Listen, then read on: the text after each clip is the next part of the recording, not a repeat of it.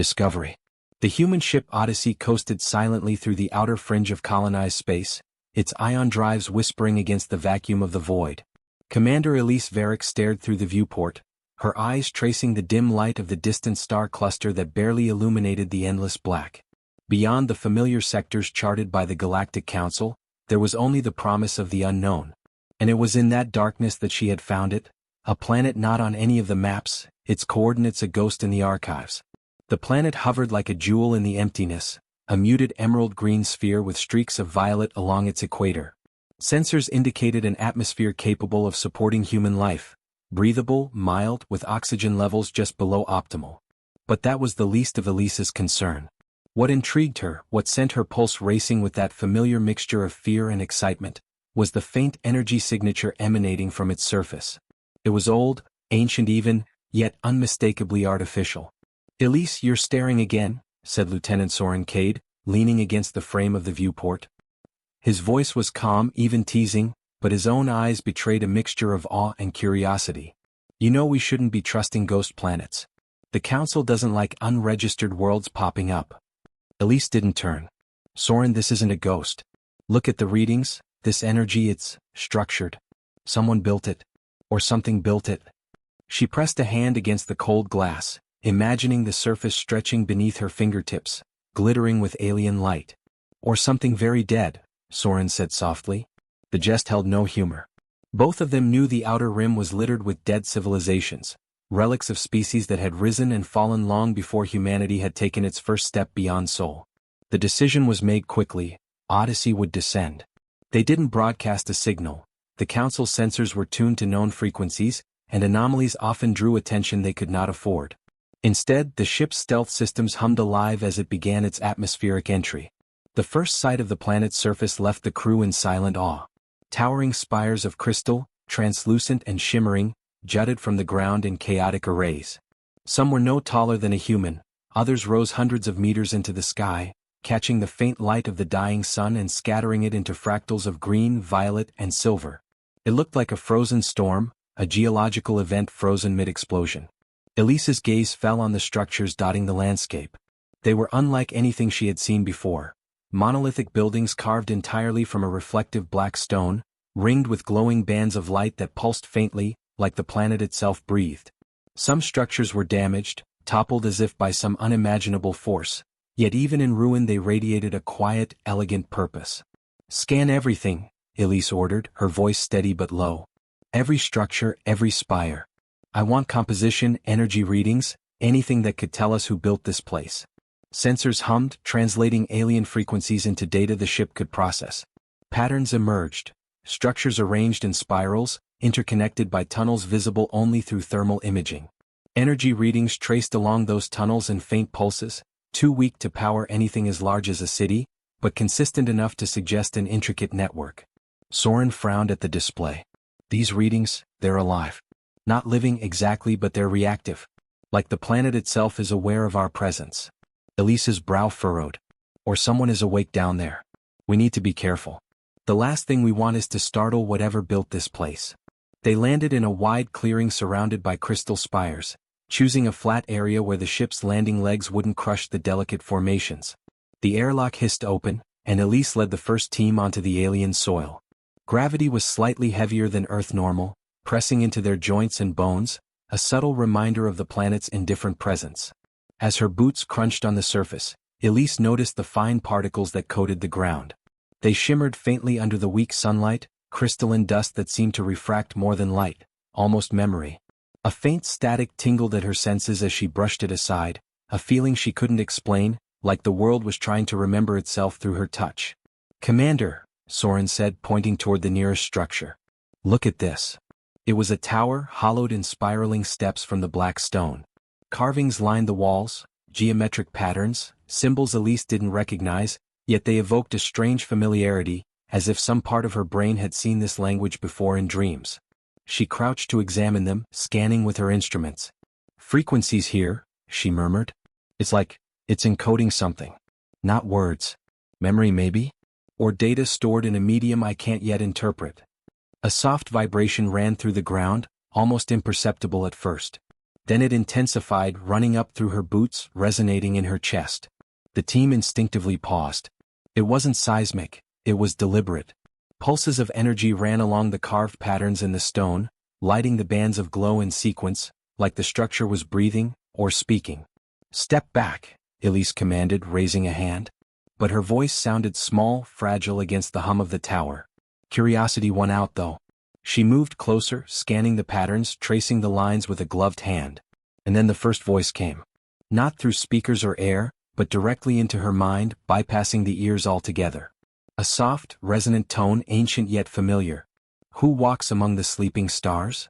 Elise froze, every instinct screaming caution, yet her heart raced with exhilaration.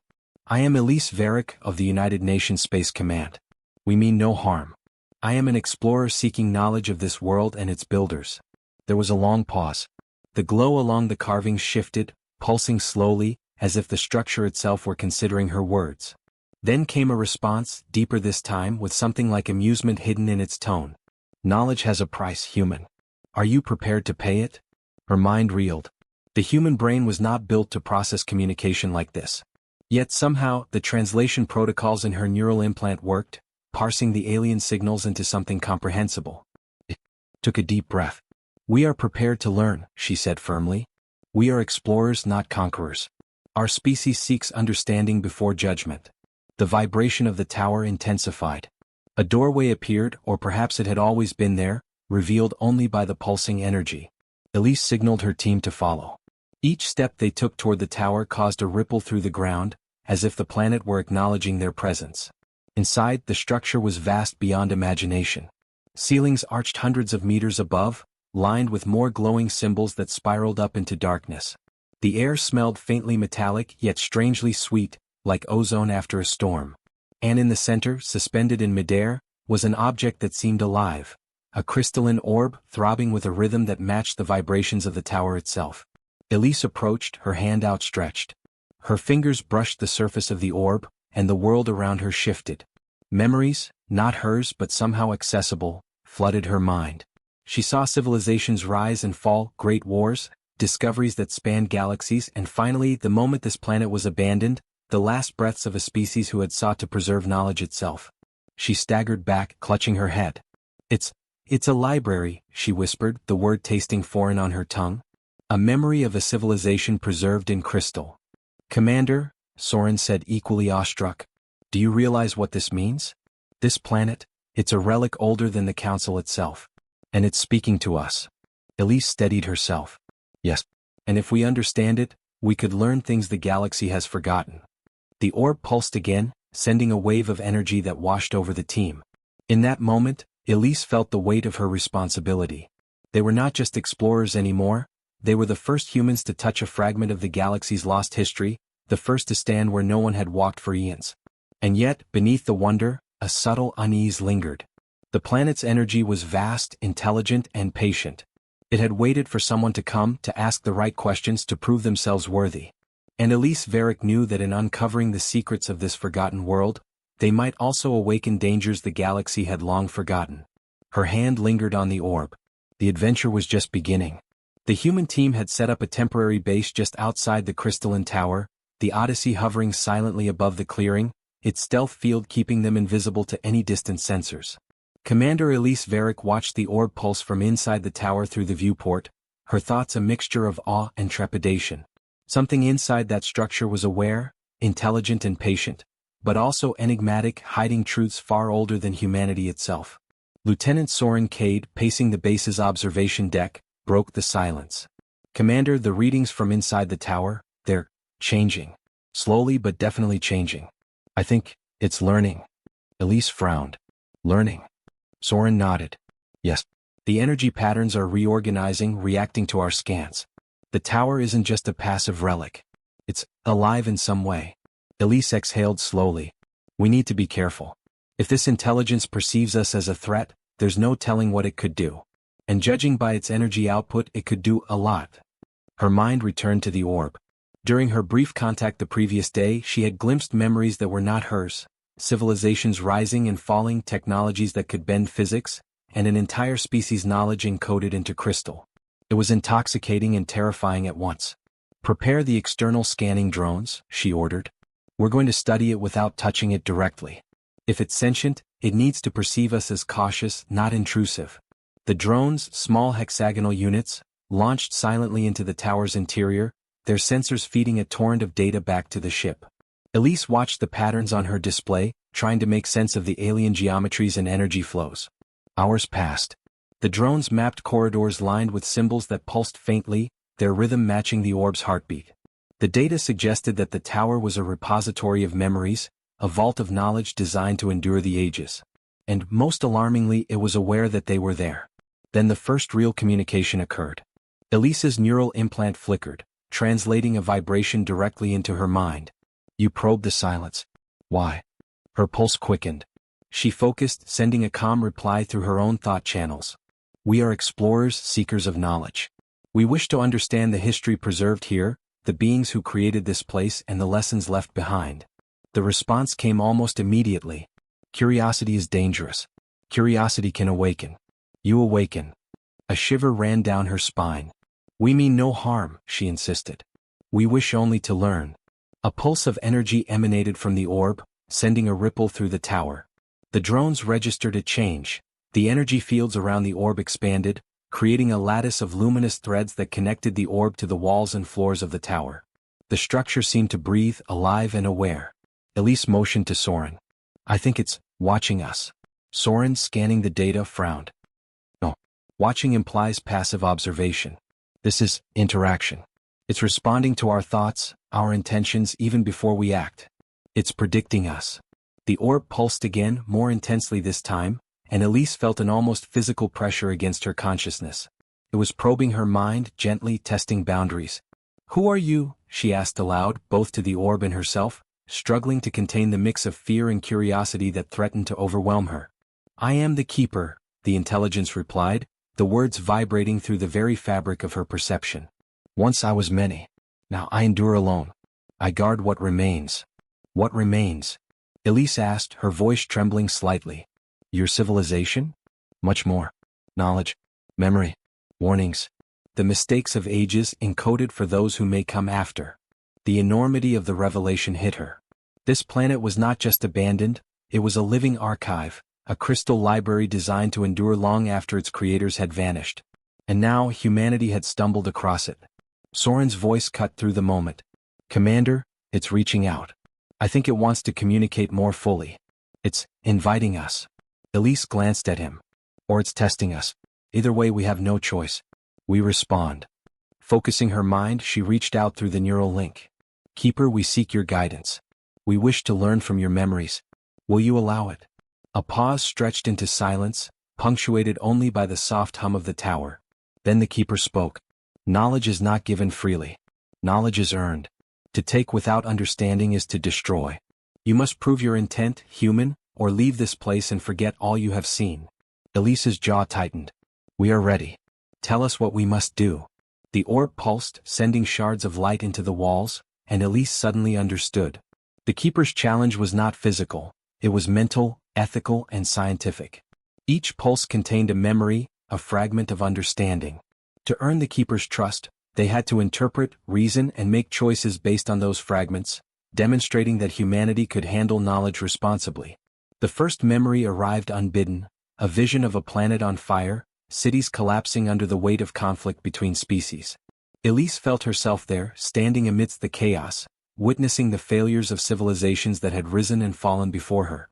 She saw leaders making decisions that ignored consequences, scholars hoarding knowledge without sharing it, and armies destroying resources in blind pursuit of victory. Learn from them, the Keeper intoned. Understand why they fell. Soren stepped forward, his hand hovering over a drone console. Commander, this is incredible. It's like a simulation but more. We can interact with it, test hypotheses, and see the outcomes in real time. Elise nodded. Carefully. We can't make assumptions. One mistake could trigger a reaction we can't control. Over the next several hours, the humans engaged with the Keeper in what could only be described as an intellectual dance. Each memory projected into their minds carried a puzzle, a scenario requiring ethical reasoning, strategic thinking, and empathy. Sometimes the puzzles were abstract, patterns of energy, sequences of events without context. Sometimes they were horrifyingly concrete. Entire species wiped out because of arrogance or neglect. Through it all, Elise noticed something remarkable. The keeper was learning from them as well. Each choice they made, each hypothesis they tested, subtly altered the way the memories were presented, emphasizing connections and consequences they had previously overlooked. It was a mutual education, a dialogue across eons. But as the sun of the distant star cluster dipped below the horizon, a warning pulse resonated through the orb. A new memory appeared, not of civilization's fall, but of aggression directed at one. A fleet of ships, sleek and fast, descending on a planet. The species below had done nothing wrong, yet the attackers struck without hesitation. Elise recognized the pattern. It was humanity's own history, though distorted as though seen through the keeper's eyes. Soren's voice was tight. "Commander, it's showing us ourselves." "Yes," Elise whispered. "It's testing us. Not for knowledge of the past but for understanding of our present. Can we wield what we know responsibly?" The orb pulsed once more, brighter this time, and the keeper's voice filled their minds. "Awakened you are. Tested you must be. The galaxy is vast. Predators and prey, wisdom and folly, they all wait. Be cautious, human. Your curiosity may be your greatest gift, or your undoing." Elise stepped back, overwhelmed by the weight of the keeper's words. The tower was no longer just a relic, it was a mentor, a guardian of memory and a mirror. Humanity had awoken something ancient and it had judged them capable, for now. The night on the planet was silent, broken only by the soft hum of energy that ran through the crystalline towers. Elise and Soren returned to the Odyssey, the keeper's final message echoing in their minds. Prepare for what comes next. Knowledge is never static. Action follows understanding. Choose wisely. As the crew settled in for the long night, Elise realized the first step had been taken. Humanity was no longer merely observers at the edge of the galaxy. They were participants, awakened and tested, standing before a force older than any star they had ever known. And the choices they made in the coming days would echo far beyond the limits of the planet, shaping not just their own future, but the destiny of countless civilizations yet to come. And deep within the tower, the keeper pulsed, patient, watching, waiting to see if these newcomers would rise to the challenge, or fall into the mistakes of the past. The morning sun barely pierced the thick, color-shifting mist that clung to the crystalline plains of the alien planet. The wind howled across the towers, carrying the faint hum of energy from the keeper's tower into the distance. To any outsider, it might have seemed like a serene, desolate world. But to Commander Elise Varick and her crew, it had become a proving ground, one where every step could bring discovery, or death. The humans had decided to split into two teams. One remained at the base to continue communications with the Keeper and analyze the memory fragments, while Elise, Lieutenant Soren Cade, and two scientists, Dr. Lyra Tan and xenobiologist Malik Rowan, ventured further into the plains to explore the ruins surrounding the crystalline formations. "Keep your sensors active," Elise said, her voice firm in the comlink. "I don't want any surprises. These plains may look empty, but the energy readings suggest there's more here than crystal." Soren's eyes scanned the scanners on his wrist. "Commander, I'm picking up motion patterns, subtle but they're moving fast. Not like anything I've cataloged before." Before Elise could respond, the ground beneath them trembled, faint at first, then violently. Crystalline shards nearby rattled against each other with a metallic screech. A low, resonant growl vibrated through the air, as if the wind itself carried the sound. "What in the—" Malik started, but the words died in his throat. The creature appeared almost as if it had materialized from the mist. It moved with a fluid grace despite its enormous size. Its body was armored in natural plating that shimmered like obsidian with streaks of iridescent crystal embedded along its spines. Four limbs ended in clawed feet that left deep gouges in the ground with every step, and its head, triangular and angular, housed multiple eyes that reflected the weak sunlight in all directions. Elise raised her rifle, though instinct told her that conventional weapons might be ineffective. "Focus. Don't panic. Keep moving toward the tower for safety." The predator's awareness was instantaneous. Its eyes locked onto the humans and for a heartbeat, time seemed suspended. Then, with terrifying speed, it lunged. Soren fired his pulse rifle, energy beams slicing the air, but the creature anticipated every move, dodging with a precision that suggested intelligence beyond instinct. The ground shook with every strike of its claws. The humans had barely begun to comprehend that this was not a mindless predator. It was a hunting species, evolved to stalk and eliminate the most elusive prey. "Flank it!" Elise shouted, instinctively maneuvering around a crystalline spire. Use the environment. Don't try to hit it head-on. Malik activated a deployable shield, projecting a shimmering barrier of force between them and the predator. The creature collided with the shield, only to swipe it aside effortlessly. Soren, thinking quickly, launched a small energy decoy. The device emitted pulses mimicking human life signs, diverting the predator momentarily. Elise knew they had only one chance, to outthink the predator. The terrain itself was their ally. The crystalline spires weren't just scenery, they were natural traps. She pointed to a cluster of jagged formations. Lead it through there. Its size works against it in tight spaces. The predator, sensing the human's intent, hesitated, a rare moment of calculation. It lunged anyway, forcing Elise and her team to split. Dr. Tan scrambled over a spire as claws narrowly missed her, leaving shards of crystal embedded in the ground where she had stood. Soren activated a drone, sending it flying between the spires. It projected a holographic image of a small herd of prey, drawing the predator's attention. The creature pursued the decoy aggressively, smashing through smaller spires in its path. Now! Elise yelled. They sprinted in the opposite direction, zigzagging between the tallest crystals. The predator struggled with the confined space, its agility compromised. For a brief moment they believed they had escaped, but the predator was relentless. It emerged behind them, its roar echoing across the plains, vibrating through the ground. Elise realized that direct escape was impossible. They would have to confront it on their terms. She stopped abruptly and gestured for the others to halt. We make our stand here. Use the terrain. Don't underestimate its intelligence. Malik, the EMP grenades, ready them. Malik nodded, sweat glistening on his forehead. The predator's growl intensified, aware that its prey had stopped. It circled, testing them like a general studying a battlefield. Soren whispered, "Commander, it's not just hunting. It's analyzing us. Planning." Elise clenched her jaw. Humanity had faced predators before, both on Earth and across colonized worlds, but nothing like this. It wasn't about brute force, it was about outthinking the hunter.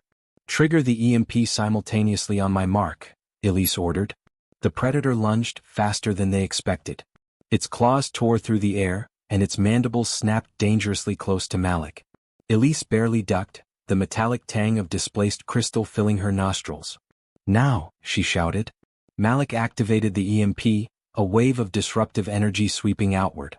The predator staggered, its crystalline spikes sparking as its natural bioelectricity short-circuited momentarily. The humans moved in perfect synchronization, darting through the spires while the creature recovered.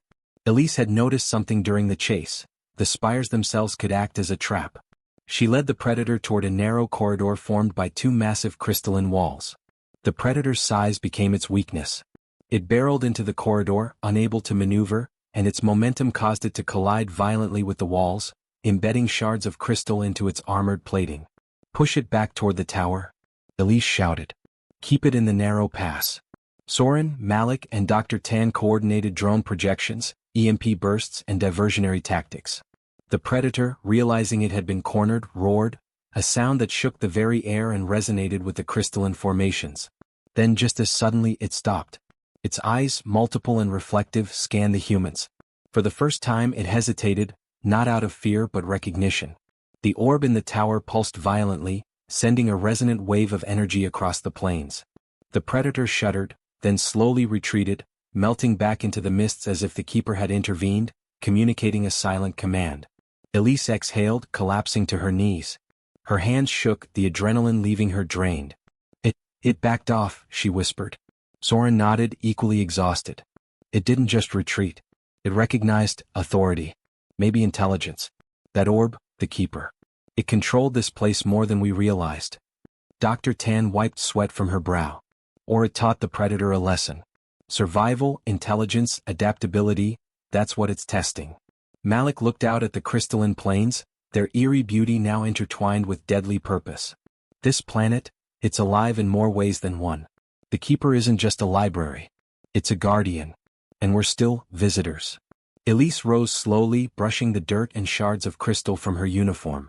She knew this was only the beginning. Humanity had survived the predator today, but the planet, and whatever intelligence had designed it, was still testing them. Every step forward would require ingenuity, courage, and the kind of unity that humans had always excelled at. She gazed toward the tower, the orb, pulsating faintly in the distance. "We survived today," she said quietly. "But we have much to learn. The Keeper is teaching us, through the planet, its creatures and its dangers.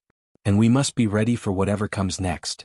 The wind howled across the crystalline plains, carrying with it the faint echoes of creatures unseen, memories encoded in crystal, and the weight of knowledge older than any human starship. Humanity had survived the hunt, but the galaxy beyond awaited, and their lessons were only beginning. The plains beyond the Keeper's tower were eerily silent. The predator that had hunted them earlier had vanished, leaving only deep gouges in the crystalline ground and shards of embedded crystal glinting in the weak sunlight.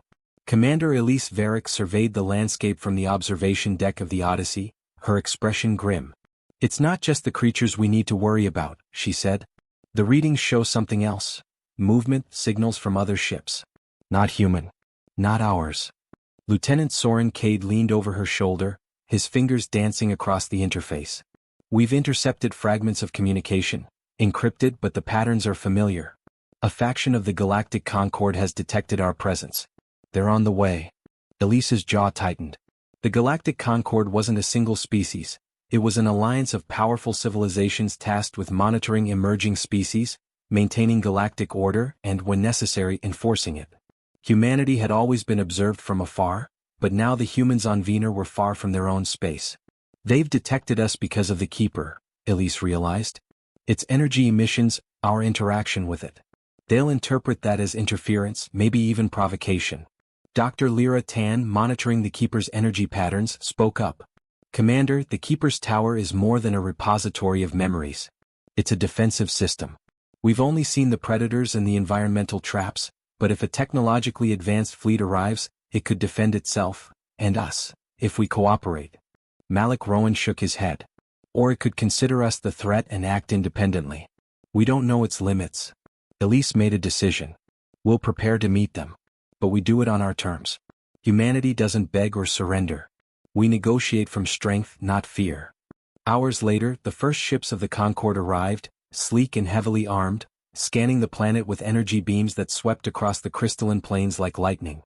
The humans watched from the Odyssey, aware that any sudden move could trigger a full-scale attack. A transmission arrived, crisp and authoritative.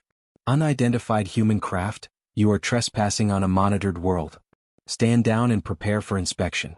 Compliance will minimize risk to your crew." Elise tapped the comlink. "This is Commander Elise Varick of the Odyssey. We are explorers, not invaders. We seek knowledge, not conquest. We request peaceful parley." The response was delayed, almost as if the other side were assessing her words carefully. "The peaceful intent cannot be verified. Land your craft immediately or force will be applied." Elise exhaled. "Soren, I need options. Non-lethal, non-provocative, but showing strength." Soren nodded, bringing up a tactical overlay of the planet and the Concord fleet. "We can't outrun them, but we can manipulate the terrain. If we position ourselves near the tower, the Keeper's influence could act as a deterrent. Its predators, the energy lattice, it may force them to reconsider aggression." Elise turned to Malik and Dr. Tan. "Prepare an interface. We're going to demonstrate the Keeper's knowledge to them.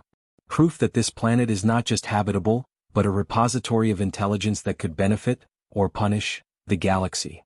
The humans descended from the Odyssey in armored suits, their movement carefully calculated to avoid any hostile readings. As they approached the Keeper's tower, the orb pulsed in recognition, responding to their presence with a subtle glow. A new transmission arrived. "Human delegation, your compliance is noted. Approach slowly. Weapons down." Elise nodded to her team. "Keep your helmets on. Keep your minds clear. Show them the truth, not aggression." Inside the tower's influence, the humans activated the neural link, projecting a curated sequence of memories to the Concord fleet sensors. They displayed civilizations rising and falling, lessons of cooperation and conflict, and the catastrophic mistakes of unrestrained aggression. The Concord fleet paused. Energy shields flickered, weapon systems powered down incrementally. Through the neural interface, the humans projected not just knowledge but intent, a demonstration of responsibility, caution, and humility. One of the fleet's delegates responded via ThoughtLink, a first in human history. "Your species displays discernment. The Keeper acknowledges your presence and does not deem you a threat. You are unlike any others we have observed." Elise's heart raced. We're being judged, by them, by the Keeper, and by ourselves. The lead Concorde ship moved closer, scanning the Keeper's tower cautiously. Then, instead of attack protocols, a message was transmitted to the Odyssey. We will allow your continued study under supervision. Know that interference with galactic protocols, or misuse of the Keeper's knowledge, will be met with decisive action. Your species has been noted for potential. Proceed wisely. Relief swept through the human crew, but Elise's mind remained focused. This is only the beginning. Humanity has survived its first real test outside its own space, but now the galaxy knows we exist. Every decision we make from here will have consequences. The Concorde ships departed, leaving a thin patrol orbiting the planet. The Keeper pulsed once, almost imperceptibly, as if acknowledging the human's success. Dr. Tan exhaled, voice trembling with excitement and fear. We did it, we survived the predators and the Concorde didn't destroy us. Elise nodded, eyes fixed on the tower. We didn't just survive. We proved something. That humanity can act with intelligence, ethics, and restraint, even in situations designed to overwhelm us. That's why we're here. That's why we matter. Soren, scanning the plains for residual threats, looked uneasy. Commander, this planet, it's not done testing us. I can feel it. There are more predators, more traps, more lessons waiting. And out there, the galaxy will test us even harder. Elise placed a hand on the console. Then we face it. Humanity doesn't back down from the challenge. We learn, we adapt, and we survive. Always. Above them, the wind swept across the crystalline plains. The orb pulsed again, rhythmic and steady, a reminder that the Keeper was watching, guiding, and preparing humanity for a future far beyond what they had ever imagined. For the first time, Elise understood that survival was not enough. To thrive in the galaxy, humanity would need to combine intellect, courage, and morality, the very qualities that had kept them alive on Earth for millennia. And for the first time, humanity had a real understanding of what it meant to be more than just prey in a galaxy full of predators. The crystalline plains of Vener were quieter now, but the hum of the Keeper's tower echoed like a heartbeat through the humans' temporary camp. Commander Elise Varick stood at the edge of the observation platform, staring at the horizon where the distant Concorde patrols lingered. Humanity had survived the predators, had navigated first contact with one of the galaxy's most cautious alliances, and had proven itself capable of reasoned judgment. Yet Elise knew that these victories were only the first steps in a far greater test. Dr. Lyra Tan approached, her datapad glowing with the latest scans of the Keeper's archives. Commander, there's a pattern emerging. The Keeper's memory sequences don't just contain history, they contain context. Every species' rise and fall, every war, every treaty, every catastrophic failure is linked in a network. And it's not random. It's like a map of interstellar relationships. Elise frowned. You mean, it's showing how every species interacts? How alliances, conflicts, and treaties shape the galaxy? Exactly, Lyra confirmed. And not just interactions. It's showing causes, motivations, and consequences. The Keeper seems to be offering guidance. Lessons encoded in the rise and fall of civilizations. Malik Rowan, the xenobiologist, spoke from behind them, voice tense. Commander, the data includes the predator species we encountered. Their evolution, behavior, and even the reason they hunted in such patterns, it's all linked to the larger ecosystem of the galaxy. And it's not just biology, it's politics, economics, culture. Every factor interacts like a living network. Elise's mind raced. This was no ordinary archive. It was a model of the galaxy itself, showing not only history but the likely outcomes of actions, the ripple effects of decisions. Then, if we understand it, we could intervene responsibly. We could prevent conflicts, stabilize regions, even prevent wars before they start. Lyra nodded. Yes, but only if we act wisely. The Keeper's lessons are clear, misuse this knowledge and the consequences are catastrophic. Elise exhaled. Then that's what we do. We learn. We understand. And then, we help. Humanity has the tools, the intellect, and now the perspective to make a difference. Not with brute force, but with wisdom. Their first challenge arrived sooner than expected. A small fleet of alien diplomats from rival factions, species with centuries of animosity between them, arrived at Vener. The fleet representatives claimed to be seeking neutral ground to negotiate a territorial dispute over resource-rich star systems. Normally, this would have been a dangerous and delicate negotiation, requiring years of mediation. But the humans, guided by the Keeper's insights, saw an opportunity. Elise addressed the alien delegates from the observation deck of the Odyssey, her voice steady, commanding respect. Representatives of the Crovans and the Cellari, welcome to Vener. You come seeking solutions to a conflict that could escalate into war. You have come to the right place, but be warned. Here, every action has consequences and every choice is observed. The delegates exchanged wary glances.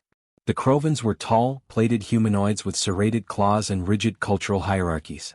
The Cellari were serpentine, sleek and diplomatically cunning. Centuries of hostility made any trust impossible. Yet Elise's calm authority and the visible presence of the Keeper's orb, its glow pulsating faintly as though alive, created a rare moment of hesitation. Elise continued. The Keeper contains records of your conflicts, your victories, your mistakes. We do not judge, but we understand. And we can show you what happens when disputes escalate unchecked. Your actions today will not only affect your species but ripple across the galaxy. A murmur of surprise passed through the delegates. They were not accustomed to humans speaking with authority, let alone clarity that encompassed both ethical and strategic insight. Malik projected a holographic simulation from the Keeper's archive. It displayed the potential outcomes of various scenarios if the Crovans and Cellari continued their hostilities. Entire star systems destabilized, ecosystems destroyed, and secondary conflicts erupting among previously neutral species. The Cellari ambassador hissed, voice sharp, and you claim to prevent this, how? Who are you to judge our decisions? Elise's eyes met the ambassador's, unwavering. Not to judge but to guide. Humanity has seen the consequences of miscalculation and aggression firsthand. We have faced predators far larger, stronger, and more cunning than ourselves. And we have survived, not by brute force but by intelligence, cooperation, and foresight. We can offer a similar path to you. The Crovans growled, but the holographic simulations continued, showing variations where cooperation, compromise, and resource sharing could prevent planetary devastation.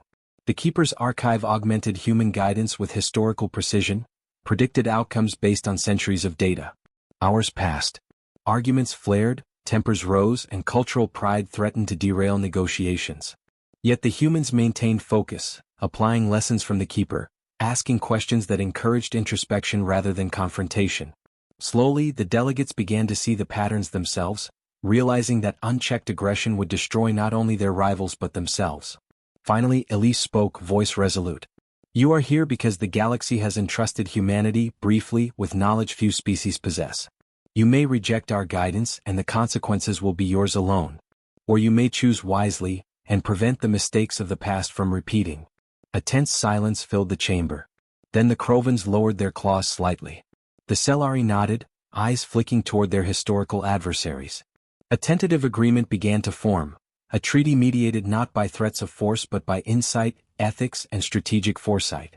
Lyra whispered to Elise, Commander, you've done what no other species could have. You've united two ancient enemies without firing a shot. Elise shook her head. We didn't do it alone. The Keeper, the knowledge, and our willingness to act responsibly did it. Humanity only provided the perspective, the courage to act with intelligence and morality. That is our legacy. Malik, looking at the glowing orb, added quietly, It seems the Keeper is more than a teacher. It's a mirror. It shows us what we could be, and then holds us accountable. Elise turned to the humans in her crew. Remember this moment. Remember how the galaxy responded when humans acted with unity, ethics, and foresight. This is the standard we must uphold, not just here, not just on Vener, but across the stars. Every species, every conflict, every decision, humanity must be prepared to influence it wisely. As the alien fleets departed, leaving behind a tentative alliance and a fragile peace, the humans realized that the galaxy would never be the same. Humanity's reputation as both resilient and wise had begun to spread.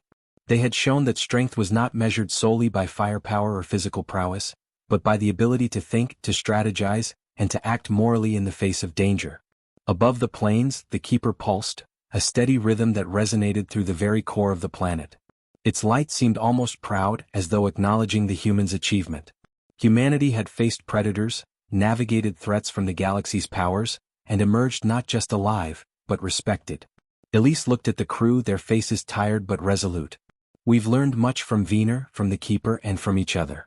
The galaxy will continue to test us, but we now know that intelligence, ethics, and unity can shape the outcome. And as long as humanity remains true to these principles, There is no challenge we cannot face. The wind swept across the crystalline plains, carrying the faint echoes of history, the lessons of countless civilizations, and the reminder that choices mattered. For the first time, humanity fully understood its role, not as conquerors, not as pawns, but as catalysts for balance, reason, and survival across the stars. The wind swept across Venus' crystalline plains, carrying with it a sense of stillness deeper than mere silence. It was the kind of silence that spoke of eternity, a reminder of civilizations that had risen, flourished, and crumbled into dust before humanity had even charted the stars. Commander Elise Varick stood atop the observation platform, the keeper's orb pulsing faintly beside her, as if sensing the weight of her thoughts. Months had passed since the humans mediated the fragile treaty between the Crovans and Cellari. Humanity's reputation had begun to spread across nearby sectors, first in whispers among traders, then in formal reports to the Galactic Council. They were being noted not for technological dominance, not for sheer numbers, but for the qualities that had defined their species for millennia: intelligence, moral clarity, adaptability, and a willingness to act in the interest of the greater good. Dr. Lyra Tan approached, datapad in hand. "Commander, the Keeper's memory sequences are expanding in response to our interactions. The simulations are now incorporating our strategies, our decisions, and even the ripple effects of the treaties we mediated. It's almost as if it's learning from us." Elise studied the glowing orb. "The Keeper has been guiding us all along. But now, perhaps, we're influencing it in return." Malik Rowan joined them, scanning the crystalline plains below. "It's remarkable. The Keeper contains the sum of countless civilizations' wisdom.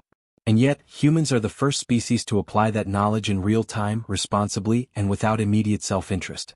That's rare." Elise nodded. "Rare, yes, but necessary.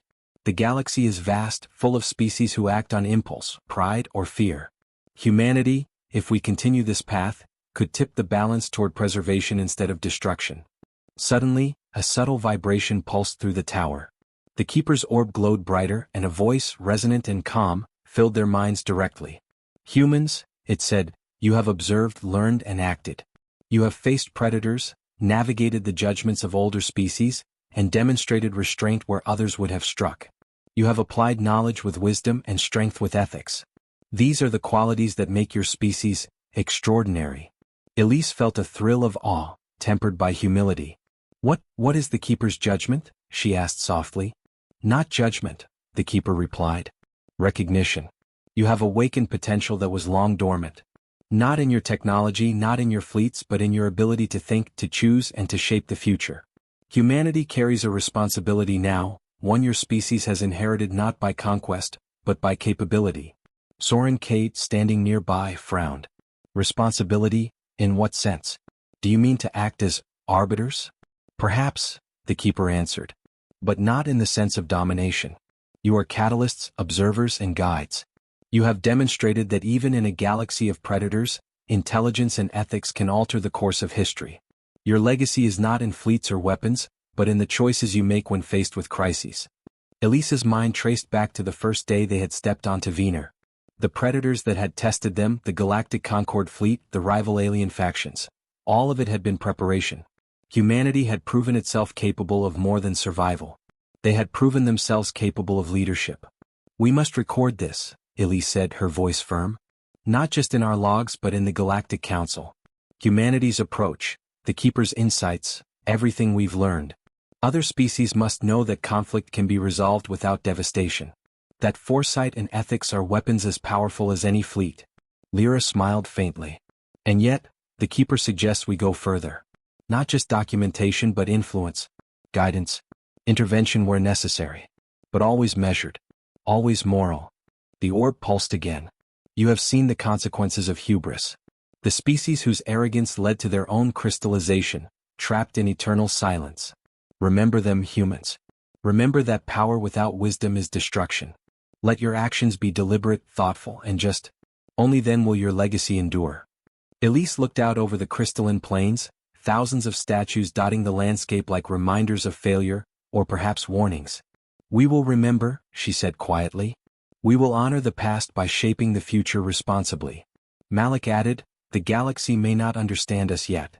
They may fear humans at first. But over time, our influence will be seen for what it truly is. Not domination but stewardship. Not destruction but preservation. The keeper's final words echoed through their minds, lingering long after the initial pulse. Humans, you are predators, yes. But predators who hunt not for blood, not for glory but for wisdom. Sleepers no longer.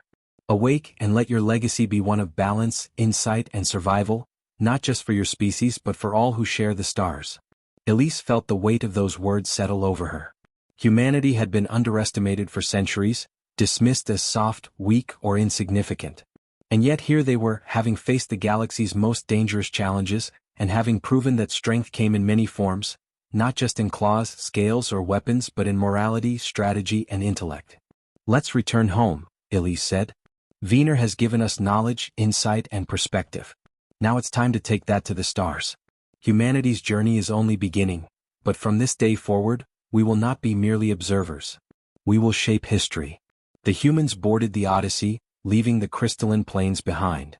The wind continued to sweep across the empty world, carrying echoes of civilizations long gone, and the keeper's pulse continued, a silent rhythm marking the awakening of a species destined to leave its mark on the galaxy. As the Odyssey ascended through the thin atmosphere and into orbit, Elise looked down at Wiener one last time. The statues shimmered in the dying sunlight, each one a frozen story of hubris and consequence. And yet, among them, humanity's story had begun. A story not of domination but of wisdom, courage, and the quiet, indomitable strength that came from knowing when to act and when to guide. For the first time, the humans understood what it meant to be predators of the cosmos. Not hunters of flesh but hunters of knowledge, of insight, of understanding. And in that role they would awaken the galaxy in ways no one had imagined.